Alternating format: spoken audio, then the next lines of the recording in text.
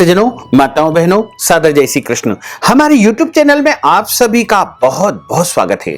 मैं हूं आपके साथ आचार्य धर्मेंद्र शास्त्री। तो सबसे पहले आपको और आपके पूरे परिवार को देवशयनी एकादशी की बहुत बहुत शुभकामनाएं और बधाइयां। भगवान लक्ष्मी नारायण का भरपूर आशीर्वाद आपके जीवन पर सदैव बना रहे।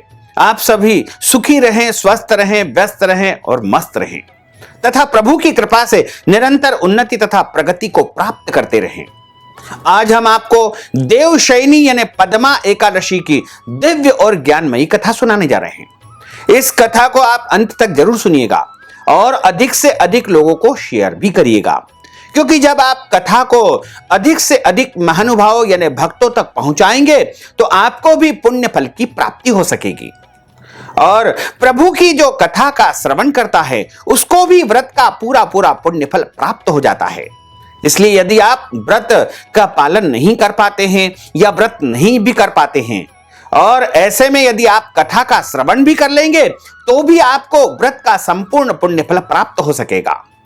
और प्रभु की एक भक्ति कही गई है श्रवणम, यानी भगवान की कथाओं का श्रवण करना, प्रभु की महिमाओं का श्रवण करना। तो भगवान की कथा का श्रवण करने से भी व्रत, जप, तप और समस्त सिद्धि साधना का फल प्राप्त हो जाता है। इसलिए आज हम आपको देवशयनी यानी पद्मा एकादशी की कथा सुनाने जा रहे हैं। कथा प्रारंभ करने के पूर्व एकादशी के कुछ नियम तथा संकल्प विधि विधान हम आपको बताएंगे। उसके बाद हम आपको कथा सुनाएंगे। तो आपसे अनुरोध है कि अंत तक इस वीडियो को जरूर देखिएगा और अधिक से अधिक लोगों तक पहुंचाने का प्रयास करिएगा। पूरे वर्ष में 24 एकादशी आती है, लेकिन जिस साल अधिक मास आता है उस वर्ष 26 एकादशी होती है। सनातन धर्म में बताया है कि एकादशी का जो व्रत होता है वो सबसे बड़ा व्रत होता है। भगवान नारायण का सबसे परम प्रिय व्रत यदि कोई होता है तो वो एकादशी का व्रत होता है। और प्रत्येक माह में 2 बार एकादशी आती है, कृष्ण पक्ष तथा शुक्ल पक्ष। दोनों ही एकादशियों का भिन्न भिन्न महत्व हमारे धर्म ग्रंथों तथा पुराणों में बताया हुआ है। धर्म ग्रंथों में लिखा हुआ है कि एकादशी का व्रत करने से मनुष्य के जन्म जन्मांतर के पाप दोष नष्ट हो जाते हैं। और जब मनुष्यों के पाप दोष नष्ट हो जाते हैं तब उनके पुण्यों का उदय होता है और जब पुण्य का उदय होता है तब उसे सुख सुविधाओं की प्राप्ति होती है और इस संसार में धर्म, अर्थ, काम और अंत समय में वह मोक्ष पद को प्राप्त कर लेता है। तो यदि आप भी एकादशी का व्रत नहीं कर रहे हैं तो आपको एकादशी का व्रत अवश्य करना चाहिए और सभी भक्तों को दोनों पक्षों की एकादशियों का व्रत करना चाहिए। सदैव ध्यान रखना चाहिए कि द्वादशी युक्त एकादशी का ही व्रत करना चाहिए। इस बार आषाढ़ माह के शुक्ल पक्ष की जो देवशयनी एकादशी है, जिसका नाम पद्मा एकादशी भी है, और इस दिन से चातुर्मास का प्रारंभ भी होगा। तो देवशयनी एकादशी बड़ी एकादशी मानी जाती है और इस बार एकादशी का जो महापर्व है वो इस प्रकार रहेगा। एकादशी का व्रत आपको कब करना चाहिए तथा इस व्रत को खोलने का समय कब से कब तक रहेगा और किस विधि से आपको एकादशी का व्रत करना चाहिए तथा एकादशी तिथि में कौन कौन से नियमों का पालन आपको अनिवार्य रूप से करना चाहिए। देवशयनी एकादशी जो कि इस बार 19 जुलाई 2021 को रात को 9:59 से प्रारंभ हो रही है, जो कि 20 जुलाई 2021 को शाम को 7:17 पर एकादशी तिथि समाप्त हो जाएगी। तो सूर्योदय व्यापिनी तथा द्वादशी युक्त जो एकादशी रहेगी वो 20 जुलाई 2021 को ही रहेगी। तो सभी भक्त जनों को, माताओं बहनों को 20 जुलाई 2021 मंगलवार के दिन ही एकादशी का व्रत करना चाहिए और इसी दिन देवशयन का कार्य भी किया जाएगा तथा इसी दिन से चातुर्मास का आरंभ भी हो जाएगा। चातुर्मास के नियम भी इसी दिन से प्रारंभ माने जाएंगे और देवशयनी एकादशी जो होगी उस व्रत को सभी भक्तजनों को, माताओं बहनों को अवश्य ही करना चाहिए।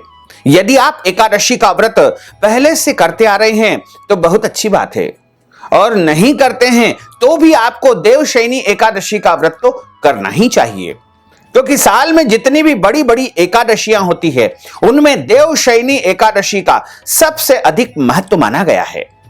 और 20 जुलाई 2021 को एकादशी का व्रत किया जाएगा तथा इस व्रत का पारणा यानी व्रत खोलने का जो समय रहेगा 21 जुलाई 2021 बुधवार के दिन सुबह 5:36 से लेकर के सुबह 8:21 के बीच में आपको व्रत का पारणा कर लेना चाहिए, क्योंकि विधि विधान से व्रत करेंगे, विधि विधान से व्रत का पारणा करेंगे, तभी आपको एकादशी व्रत का पूरा पूरा पुण्य फल प्राप्त हो पाएगा। जो भक्तजन माताएं बहनें एकादशी का व्रत करते हैं उनको दशमी से लेकर के द्वादशी तक निरंतर 3 दिनों तक कुछ नियमों का पालन करना चाहिए।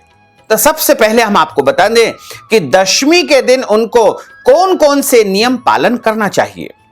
जो भक्तजन माताएं बहनें एकादशी का व्रत करते हैं उनको दशमी तिथि यानी 19 जुलाई 2021 सोमवार के दिन एक समय भोजन करना चाहिए तथा दशमी तिथि के दिन शहद का त्याग करना चाहिए। दशमी तिथि के दिन पराय अन्न का सेवन नहीं करना चाहिए। दशमी तिथि के दिन एक समय भोजन में शुद्ध और सात्विक भोजन आपको करना चाहिए।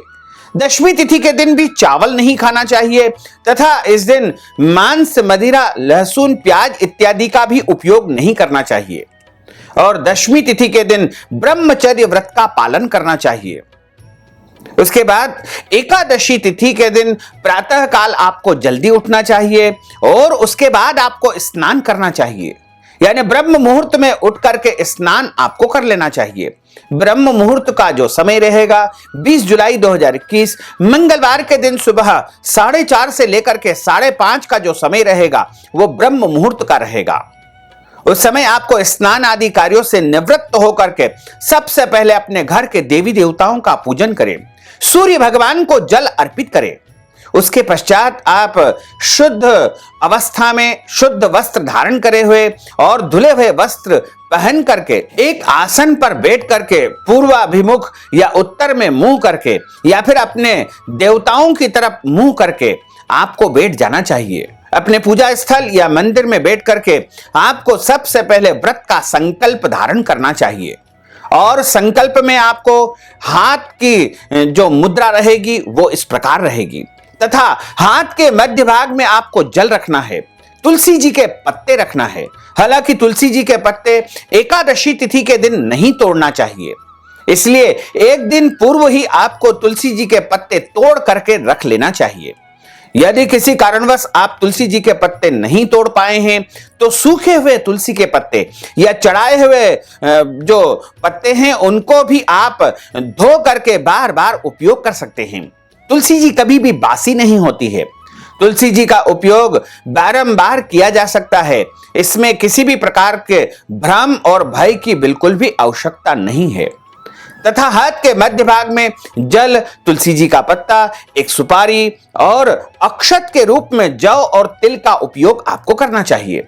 काले तिल या सफेद तिल दोनों में से कोई भी तिल का आप उपयोग कर सकते हैं तथा संभव हो तो एक सुपारी भी आप रख लीजिएगा तथा कुछ दक्षिणा भी इसमें आपको रख लेना चाहिए। तो सबसे पहले आपको संकल्प करना चाहिए। हम आपको संस्कृत में पूरा संकल्प बोल करके सुनाएंगे। यदि आप चाहें तो हिंदी में भी अपने मन की भावनाओं को प्रकट करते हुए आपको संकल्प कर लेना चाहिए। संकल्प का अर्थ होता है प्रतिज्ञा करना या शपथ ग्रहण करना। यदि आप निष्काम भाव से भी व्रत करते हैं एकादशी का तो भी आपको संकल्प धारण करना चाहिए।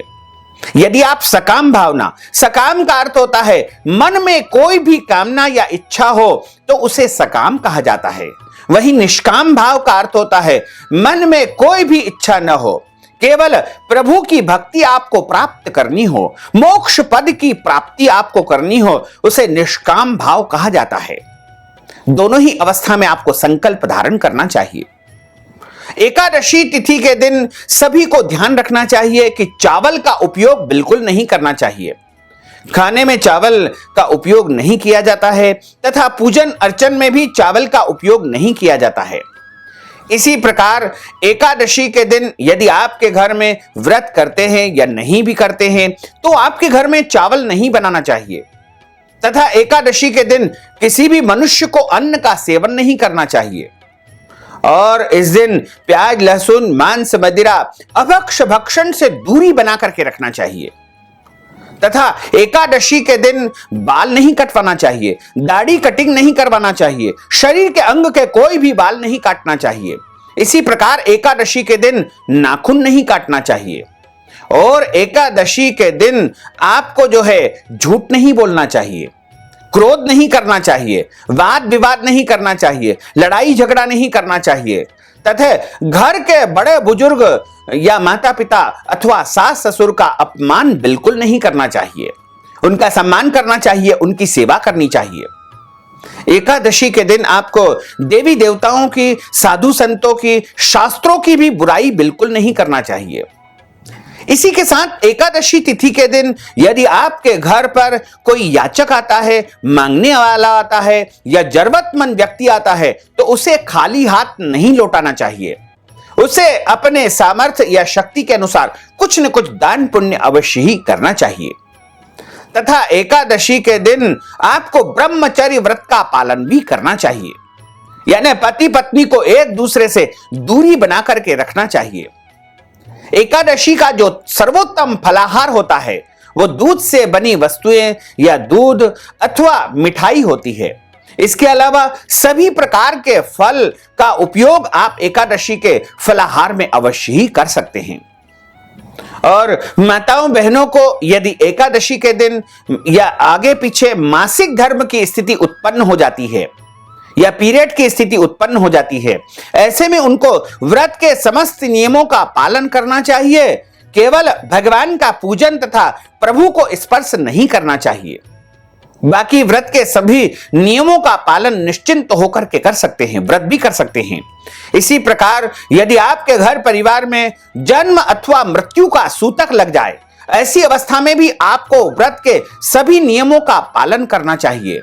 इस दौरान केवल भगवान का पूजन तथा स्पर्श आपको नहीं करना चाहिए।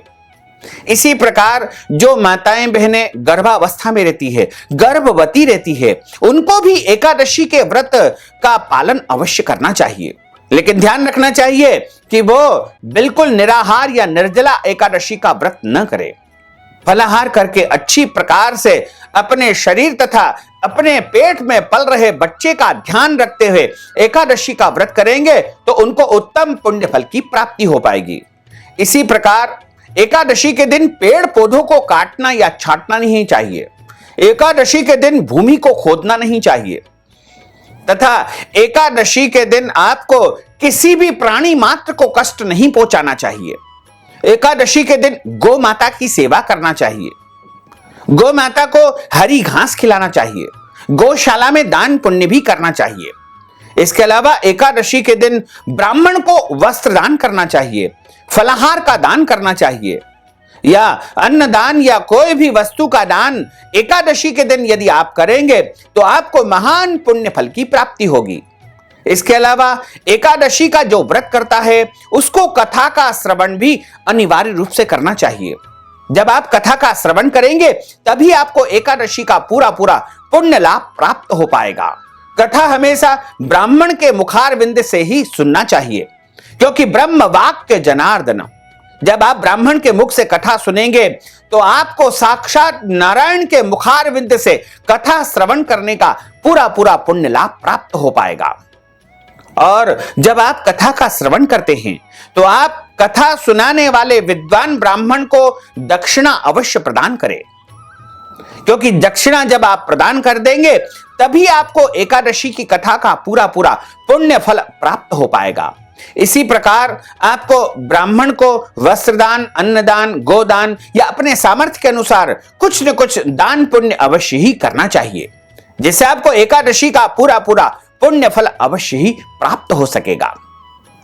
क्योंकि एकादशी का जो व्रत होता है वह सबसे बड़ा व्रत होता है और देवशयनी एकादशी तो अपने आप में ही कल्याणकारी एकादशी मानी गई है, क्योंकि इसी दिन से 4 माह के लिए निरंतर देवता का शयन हो जाएगा और देवताओं के शयन के पहले जो एकादशी होती है उसे देवशयनी एकादशी कहा जाता है। और इसी दिन से लेकर के कार्तिक माह के शुक्ल पक्ष की एकादशी यानी देवोत्थानी एकादशी तक देवता शयन करेंगे। और जब देवता शयन करने के लिए जाते हैं उस समय हम इस व्रत का पालन करेंगे, प्रभु से प्रार्थना करेंगे, तो निश्चय ही सोते सोते देवता हमारी मनोकामनाओं को, हमारी इच्छाओं को अवश्य ही पूर्ण कर देंगे। और जो भक्तजन माताएं बहनें 20 जुलाई 2021 को देवशयनी एकादशी का व्रत करेंगे, उनको इस व्रत का पारणा 21 जुलाई 2021 बुधवार को सुबह 5:36 से लेकर के सुबह 8:21 तक कर लेना चाहिए। द्वादशी के दिन प्रातःकाल जल्दी उठना है, स्नान करना है और उसके पश्चात आपको भगवान के सामने आसन लगा करके बैठ जाना चाहिए तथा संकल्प धारण करके हाथ में जल लेकर के और एकादशी व्रत के पारणा यानी व्रत खोलने का संकल्प आपको करना चाहिए। और जो वस्तु आप दान देना चाहते हैं उसका भी मन में आपको स्मरण करनी चाहिए। द्वादशी के पारणा के समय यानी व्रत खोलने के बाद में ब्राह्मण को भोजन करवाना चाहिए। यदि आप भोजन नहीं करवा सकते हैं तो आप भोजन के निमित्त नगद राशि ब्राह्मण को प्रदान कर सकते हैं। इसके अलावा अन्नदान दे सकते हैं, वस्त्र दान दे सकते हैं, गौदान दे सकते हैं, या जो भी वस्तु चाहें आप ब्राह्मण को अवश्य ही प्रदान कर सकते हैं। तो अब हम आपको एकादशी के दिन प्रातःकाल किए जाने वाले संकल्प सुनाने जा रहे हैं। इस संकल्प के माध्यम से आप अपने हाथ में जल, तुलसी जी के पत्ते तथा सुपारी, पीला पुष्प, जौ और तिल या दोनों में से कोई भी एक वस्तु रख करके हाथ की मुद्रा इस प्रकार रख करके आपको संकल्प धारण करना चाहिए। संकल्प में सबसे पहले 3 बार विष्णु विष्णु का उच्चारण करें। ओम तिथिर विष्णु सदावारो नक्षत्रम विष्णुरेव च योगश्च करुणम विष्णु सर्वं विष्णुमयं जगत।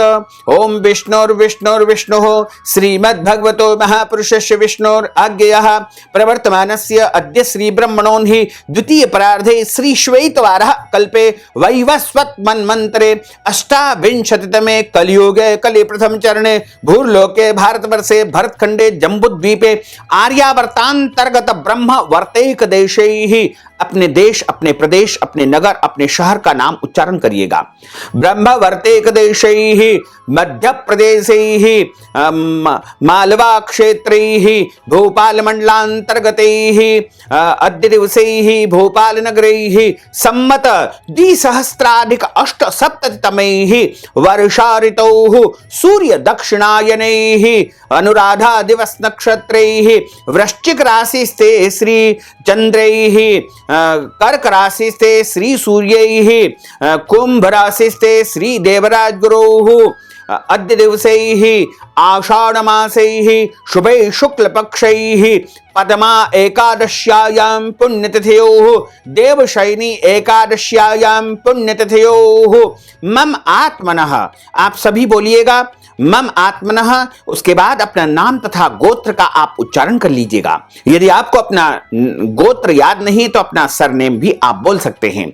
श्रुति स्मृति पुराणोक्त वेदोक्त फल प्राप्त्यर्थम समस्त मनवांछित कामना संसिद्ध्यर्थम लोके सभायां राजद्वारे व्यापारे कृषि कार्ये सेवा कार्ये यश विजय लाभादि प्राप्त्यर्थम यह जन्मनि जन्मांतरे वा सकल दुरितोपशमनार्थम आदि देविक आदि भौतिक आध्यात्मिक त्रिविध तापोपशमनार्थम वात पित्त कफ जन दोष परिहारार्थम आदित्याद्यावाहित नवग्रह देवताः प्रसन्नार्थम कुल देवताः प्रसन्नार्थम सर्व देवताः प्रसन्नार्थम अद्य दिवसे ही देवशयनी पद्मा एकादश्यायां संपूर्ण पुण्य फल प्राप्त्यर्थम एकादशी व्रत कर्माहम करिष्येहि।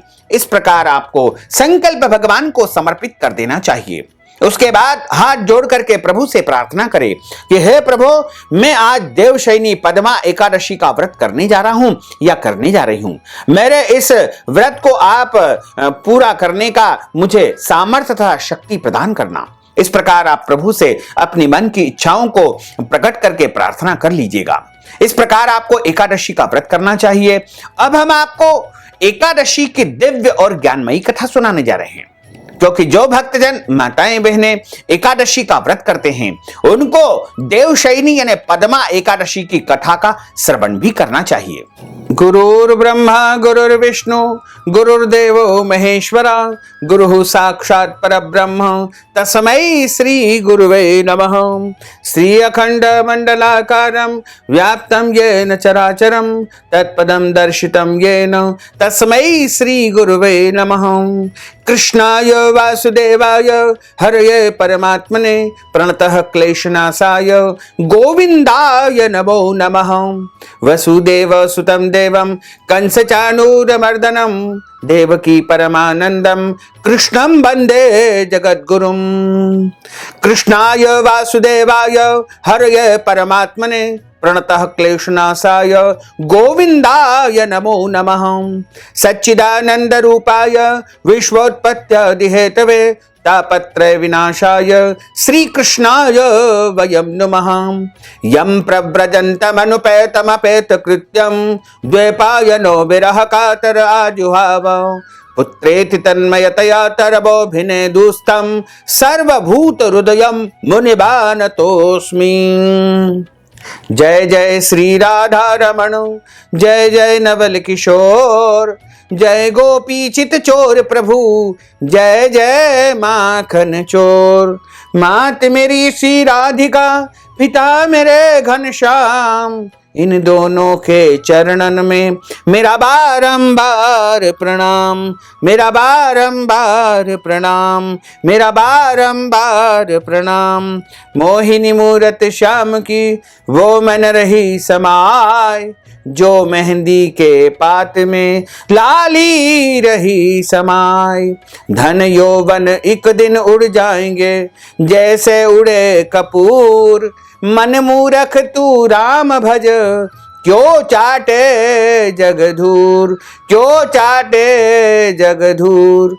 राम कृष्ण दो एक है अंतर नहीं निमेष इनके नयन गभीर है उनके चपल विशेष उनके चपल विशेष। करार विंदे न पदार विंदम मुखार विंदे न विनिवेशयन्तिम वटस्य पत्रस्य पुटेशयानम बालम मुकुंदम मनसा स्मरामि बालम मुकुंदम मनसा स्मरामि। वरह पीडम नटवर वपुः कर्णयोः कर्णिकारम विभ्रद्वास कनक कपीशम वेजयन्तीं चमालां रंध्रान् वेणोर्धर सुदया पूरयन् गोपवृन्दैः वृंदारण्यं स्वपदरमणं प्राविशत गीत कीर्तिः। बोलिए श्री वृंदावन बिहारी लाल की जय। गोपाल कृष्ण भगवान की जय। श्री द्वारकाधीश भगवान की जय। श्री लक्ष्मी नारायण भगवान की जय। श्री गिरिराज धरण की जय। श्री गोवर्धन नाथ भगवान की जय। श्री श्याम सुंदर यमुने महारानी की जय। भक्तजनों माताओं बहनों देवशयनी एकादशी जिसे पद्मा एकादशी भी कहा जाता है और इस एकादशी की जो कथा हमारे पुराणों में बताई गई है वह बड़ी दिव्य कथा है। एक समय की बात है धर्मराज युधिष्ठिर ने कहा कि हे केशव आषाढ़ माह के शुक्ल पक्ष की एकादशी का क्या नाम है तथा इस व्रत को करने की विधि क्या है और इस एकादशी के दिन कौन से देवता का पूजन किया जाता है। भगवान कृष्ण कहने लगे कि हे राजन जिस कथा को ब्रह्मा जी ने नारद जी से कहा था वही मैं तुमसे कहता हूं। एक समय नारद जी ने ब्रह्मा जी से यही प्रश्न किया था। तब ब्रह्मा जी ने उत्तर दिया कि हे नारद तुमने कलयुगी जीवों के उद्धार के लिए बहुत ही उत्तम प्रश्न किया है क्योंकि आषाढ़ माह के शुक्ल पक्ष की जो देवशयनी एकादशी है यह सभी व्रतों में उत्तम है। इस व्रत से समस्त पाप नष्ट हो जाते हैं और जो मनुष्य इस व्रत को नहीं करते हैं वे नरकगामी होते हैं। इस व्रत को करने से भगवान विष्णु अत्यधिक प्रसन्न होते हैं। इस एकादशी का नाम पद्मा एकादशी है। अब मैं तुमसे एक पौराणिक कथा कहता हूं तुम मन लगा करके सुनो। सूर्यवंश में मांधाता नाम का एक चक्रवर्ती सम्राट राजा हुए हैं जो सत्यवादी थे जितेंद्रिय थे अपनी प्रजा का पुत्रवत पालन किया करते थे और सदैव धर्म परायण यानी धार्मिक कार्यों में लगे रहते थे। उनकी समस्त प्रजा धन धान्य से परिपूर्ण तथा सुखी थी। उनके राज्य में कभी भी अकाल नहीं पड़ता था। एक समय की बात है कि उस राजा के राज्य में 3 वर्ष तक बरसात नहीं हुई, यानी उनके राज्य में पानी नहीं गिरा और इस कारण से उनके राज्य में अकाल पड़ गया। प्रजा अन्न की कमी के कारण अत्यंत दुखी हो गई। अन्न के न होने से राज्य में यज्ञ आदि जितने भी धार्मिक अनुष्ठान थे वो सब के सब बंद हो गए। एक दिन प्रजा राजा के पास जाकर के कहने लगी कि हे राजन, सारी प्रजा त्राही त्राही पुकार रही है, क्योंकि समस्त विश्व की सृष्टि का कारण वर्षा है। जब वर्षा होती है तो अच्छी फसल का उत्पादन होता है और जब अच्छी फसल होती है तो संसार के लोग सुखी रहते हैं। वर्षा के अभाव से हमारे राज्य में अकाल पड़ गया है और अकाल से प्रजा मर रही है। इसलिए हे राजन, कोई ऐसा उपाय आप बताओ जिससे प्रजा का कष्ट दूर हो जाए। राजा मानधाता कहने लगे कि आप लोग ठीक कह रहे हैं, वर्षा से ही अन्न उत्पन्न होता है और आप लोग वर्षा न होने से अत्यंत दुखी हो गए हो। मैं आप लोगों के दुख का कारण समझ रहा हूं। ऐसा कह करके राजा कुछ सेना को लेकर के वन की तरफ चल दिए। वह अनेक ऋषियों के आश्रम में भ्रमण करते हुए अंत में ब्रह्मा जी के पुत्र अंगिरा ऋषि के आश्रम पर पहुंचते हैं। वहां राजा घोड़े से उतर करके सबसे पहले जाकर के अंगिरा ऋषि के चरणों में साष्टांग दंडवत प्रणाम करते हैं। मुनि ने राजा को आशीर्वाद देकर के कुशल क्षेम के पश्चात उनसे आश्रम में आने का कारण पूछा। राजा ने हाथ जोड़ करके विनम्र भाव से, विनीत भाव से कहा कि हे ऋषिवर, हे भगवान, सब प्रकार से धर्म पालन करने पर भी मेरे राज्य में अकाल पड़ गया है। इससे मेरी प्रजा अत्यंत दुखी है। राजा के पापों के प्रभाव से ही प्रजा को कष्ट होता है। जब राजा धार्मिक होता है, पुण्यवान होता है, तो उसके पुण्यों का फल प्रजा को प्राप्त होता है। जिस प्रकार घर का मुखिया यदि अच्छे कर्म करता है तो उसके पुत्रों के ऊपर भी उनका अच्छा प्रभाव पड़ता है। पिता नाम पुत्रो आसीत, इसलिए कहा गया है कि पिता को अच्छे कर्म करना चाहिए ताकि उसकी संतान को उसके पुण्यों का फल प्राप्त हो सके। इसी प्रकार जब राजा अच्छे कर्म करता है, श्रेष्ठ कर्म करता है, तो उनका प्रतिफल पुण्य स्वरूप प्रजा को भी प्राप्त होता है और राजा के पापों के प्रभाव से ही प्रजा को कष्ट होता है। ऐसा शास्त्रों में लिखा हुआ है। जब मैं धर्म के अनुसार राज्य करता हूं तो मेरे राज्य में अकाल कैसे पड़ गया है, इसका कारण मुझको अभी तक पता नहीं चल पाया है। मैं आपके पास इसी संदेह को दूर करने के लिए ही आया हूं और आपसे निवेदन करता हूं कि मुझे इसका कारण बताइए कि आखिर मेरे द्वारा कौन सा ऐसा अपराध हो गया है, कौन सी ऐसी गलती हो गई है जिसके कारण मेरी प्रजा बहुत दुखी हो रही है और मेरे राज्य में अकाल पड़ गया है। साथ ही ऋषिवर, मैं आपसे प्रार्थना करता हूं कि मेरी प्रजा के कष्ट को दूर करने वाला कोई तो उपाय आपके पास होगा। वह उपाय मुझे अवश्य ही आप बताइए। इतनी बात को सुनकर के ऋषि कहने लगे कि हे राजन, यह सतयुग सब युगों में उत्तम है। इसमें धर्म को चारों चरण सम्मिलित किए गए हैं, अर्थात इस युग में धर्म की सबसे अधिक उन्नति है। लोग ब्रह्म की उपासना करते हैं और केवल ब्राह्मणों को ही वेद पढ़ने का अधिकार है। ब्राह्मण ही तपस्या करने का अधिकार रखते हैं और उनके अलावा कोई भी जो है वेद का पठन पाठन नहीं कर सकता है। आपके राज्य में एक पतित व्यक्ति तपस्या कर रहा है, इसी दोष के कारण आपके राज्य में वर्षा नहीं हो पा रही है। इसलिए यदि आप प्रजा का भला चाहते हो तो उस पतित व्यक्ति का वध कर दो या अपने राज्य से निकाल दो। इस पर राजा कहने लगे कि महाराज, मैं उस निरपराध तपस्या करने वाले पतित व्यक्ति को किस प्रकार से मार सकता हूं। मेरा आपसे विनम्र निवेदन है कि इस दोष से छूटने का कोई दूसरा उपाय मुझे बताइए। तब ऋषि कहने लगे कि हे राजन, यदि तुम कोई और उपाय जानना चाहते हो, कोई श्रेष्ठ कर्म करना चाहते हो, तो मैं अवश्य ही तुम्हारे संदेह की निवृत्ति के लिए अन्य उपाय बताता हूं। बड़े ध्यान पूर्वक मैं तुमको जो उपाय बताने जा रहा हूं उसको सुनना। आषाढ़ माह के शुक्ल पक्ष की जो एकादशी आती है, जिसका नाम देवशयनी एकादशी है, उसे पद्मा एकादशी के नाम से भी जाना जाता है।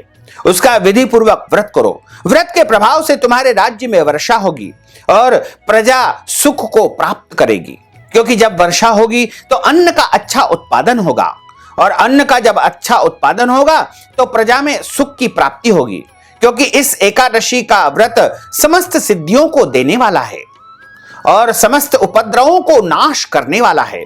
इस एकादशी का व्रत तुम प्रजा सेवक तथा मंत्रियों के साथ में मिलजुल करके करो। मुनि के इस वचन को सुनकर के राजा अपने नगर को वापिस आया और उसने विधि पूर्वक पद्मा एकादशी का व्रत किया। इस व्रत के प्रभाव से उसके राज्य में अच्छी वर्षा हुई तथा अन्न का भी अच्छा उत्पादन हुआ और उसकी सारी प्रजा सुखी हो गई। अतः इस एकादशी का व्रत करने से मनुष्य के जीवन के जितने भी पाप दोष होते हैं, कष्ट होते हैं, पीड़ा होती है, वो सब नष्ट हो जाते हैं और उसे सुखों की प्राप्ति होती है। तथा इस एकादशी को देवशयनी एकादशी भी कहा जाता है। इसलिए इस दिन शाम के समय प्रभु का विधिवत पूजन करके अच्छी प्रकार से उनके लिए गादी और तकिया सुंदर बना करके प्रभु को शयन कराना चाहिए। भगवान नारायण को, भगवान बाल गोपाल जी को इस दिन सुलाना चाहिए। इसी दिन से 4 माह के लिए प्रभु विश्राम करते हैं। इस प्रकार देवशयनी यानी पद्मा एकादशी की कथा का यहां पर समापन होता है। बोलिए श्री वृंदावन बिहारी लाल की जय। अच्युतम केशवम राम नारायणम कृष्ण दामोदरम वासुदेवम हरे श्रीधरम माधवम गोपिका वल्लभम श्री जानकी नायकम श्री रामचंद्रम भजे जानकी मनोहरम सर्वलोक नायकम श्री शंकरादि सेवितम पुण्य नाम कीर्तनम श्री राम राम राम राम राम नाम तायकम रामकृष्ण वासुदेवा भक्ति मुक्तिदायकम रामकृष्ण वासुदेवा भक्ति मुक्तिदायकम रामकृष्ण वासुदेवा भक्ति मुक्तिदायकम रामकृष्ण वासुदेवा भक्ति मुक्तिदायकम रामकृष्ण वासुदेवा भक्ति मुक्तिदायकम रामकृष्ण वासुदेवा भक्ति मुक्तिदायकम। बोलिए श्री लक्ष्मी नारायण भगवान की जय, श्री वृंदावन बिहारी लाल की जय, गोपाल कृष्ण भगवान की जय, श्री द्वारकाधीश भगवान की जय, मोर मुकुट बंसी वाले की जय, श्री गिरिराज धरण की जय, श्री गोवर्धन नाथ भगवान की जय, श्री श्याम सुंदर यमुने महारानी की जय, श्री बाल कृष्ण लाल की जय, श्री गुसाई जी परम दयाल की जय, श्री वल्लभाधीश की जय। धर्म की जय हो, अधर्म का नाश हो, प्राणियों में सद्भावना हो, विश्व का कल्याण हो, सनातन धर्म की जय हो, गौ माता की जय हो, नगर बस्ती की जय हो, आज के आनंद की जय हो, कल के आनंद की जय हो, परसों के आनंद की जय हो, बरसों बरसों के आनंद की जय हो। ओम नमः पार्वती पते हर हर महादेव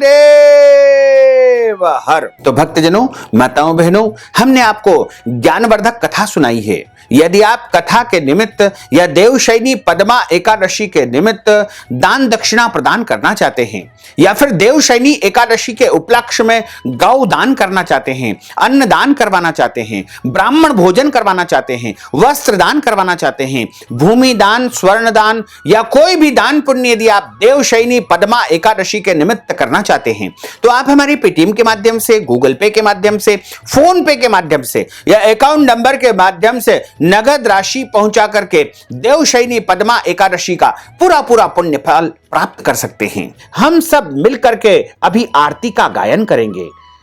बोलिए श्री लक्ष्मी नारायण भगवान की जय।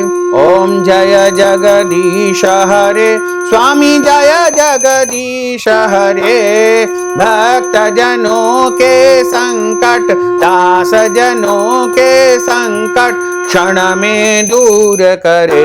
ओम जय जगदीश हरे, जो ध्यावे फल पावे, दुख बिन से मन का, स्वामी दुख बिन से मन का, सुख संपत्ति घर आवे, सुख संपत्ति घर आवे, कष्ट मिटे तन का। ओम जय जगदीश हरे। मात पिता तुम मेरे, शरण गहूँ मैं किसकी, स्वामी शरण गहूँ मैं किसकी। तुम बिना और न दूजा, प्रभु बिना और न दूजा, आस करूं मैं किसकी। ओम जय जगदीश हरे। तुम पूर्ण परमात्मा, तुम अंतरयामी, स्वामी तुम अंतरयामी। पार ब्रह्म परमेश्वर, पार ब्रह्म परमेश्वर, तुम सबके स्वामी। ओम जय जगदीश हरे। तुम करुणा के सागर, तुम पालन करता, स्वामी तुम पालन करता। मैं सेवक तुम स्वामी, मैं सेवक तुम स्वामी, कृपा करो भरता। ओम जय जगदीश हरे। तुम हो एक अगोचर, सबके प्राणपति, स्वामी सबके प्राणपति। किस विध मिलहूँ दयामय, किस विध मिलहूँ दयामय, तुमको मैं सुमति। ओम जय जगदीश हरे। दीन बंधु दुख हरता, तुम रक्षक मेरे, स्वामी तुम ठाकुर मेरे। अपने हाथ बढ़ाओ, अपनी शरण लगाओ, धार पड़ा तेरे। ओम जय जगदीश हरे। विषय विकार मिटाओ, पाप हरो देवा, स्वामी पाप हरो देवा। श्रद्धा भक्ति बढ़ाओ, श्रद्धा प्रेम बढ़ाओ, संतन की सेवा। ओम जय जगदीश हरे। तन मन धन सब कुछ है तेरा, स्वामी सब कुछ है तेरा। तेरा तुझको अर्पण, तेरा तुझको अर्पण, क्या लागे मेरा। ओम जय जगदीश हरे। पूर्ण ब्रह्म की आरती जो कोई नर गावे, स्वामी जो कोई नर गावे। कहत शिवानंद स्वामी, जपत हर हर स्वामी, मन वांछित फल पावे।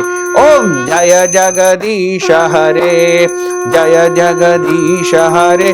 स्वामी जय जगदीश हरे। प्रभु जय जगदीश हरे। मोहन जय जगदीश हरे।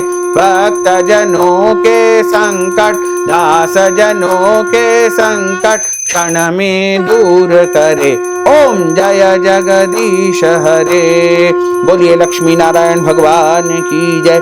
श्री वृंदावन बिहारी लाल की जय। गोपाल कृष्ण भगवान की जय। श्री श्याम सुंदर यमुने महारानी की जय। श्री वल्लभाधीश की जय। श्री गोसाई जी महाराज की जय। धर्म की जय हो, अधर्म का नाश हो, प्राणियों में सद्भावना हो, विश्व का कल्याण हो। सनातन धर्म की जय हो, गौ माता की जय हो, नगर बस्ती की जय हो। आज के आनंद की जय हो, कल के आनंद की जय हो, परसों के आनंद की जय हो, बरसों बरसों के आनंद की जय हो। ओम नमः पार्वती पते, हर हर महादेव हर।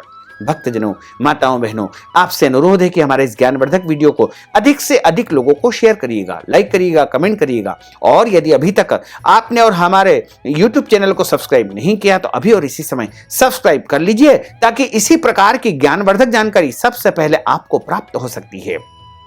आपको और आपके पूरे परिवार को सादर जय श्री कृष्ण, सादर धन्यवाद।